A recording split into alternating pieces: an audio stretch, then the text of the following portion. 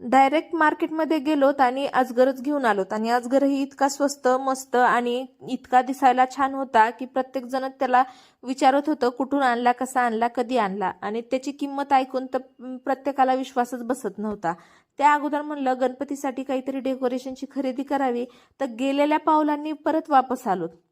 इतकी महागाई आहे सध्याच्याला गणपतीचं डेकोरेशनच्या सामानला, फ्लावर्सला तर बघूच नका, गगनात भिडलेत भाव अक्षरशः. आता ते बघितल्याच्या नंतर मूड ऑफ तर होणारच होता, पण थोडंसं डोकं लावायचं काम आहे. आता आम्ही परभणीत राहतो, तर परभणीमध्ये होलसेल दुकान कुठे आहे या सर्व साहित्यांचं ते बघायचं.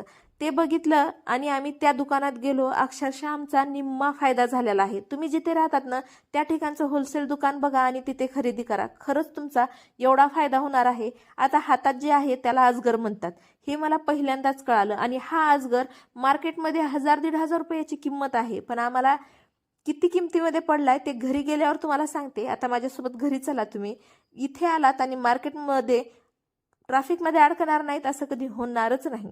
ट्रॅफिकमध्ये अडकणं हमखास आहे. सामान्य माणूस तर ह्यानेच परेशान आहे. जाता जाता शनिवार बाजार दिसला, म्हणलं चला काहीतरी 2-4 भाज्या घेऊत आणि घरी निघाव. घरी आलात आणि तुम्हाला आता इथे सांगते, 700 रुपयाच्या 10 माळा आम्हाला या पडलेल्या आहेत. हा अजगर फक्त 450 रुपयामध्ये पडलेला आहे आणि या माळा ज्या आहेत त्या 600 रुपयाच्या 10 पडल्यात आणि हे जे वेल आहेत ते 100 रुपयाला एक पडलेत. आता झाला की नाही फायदा निम्माच्या निम्मा. इथपर्यंत आलात तर आता सबस्क्राईब केल्याशिवाय जाऊ नका बरं का. भेटू लवकरच पुढच्या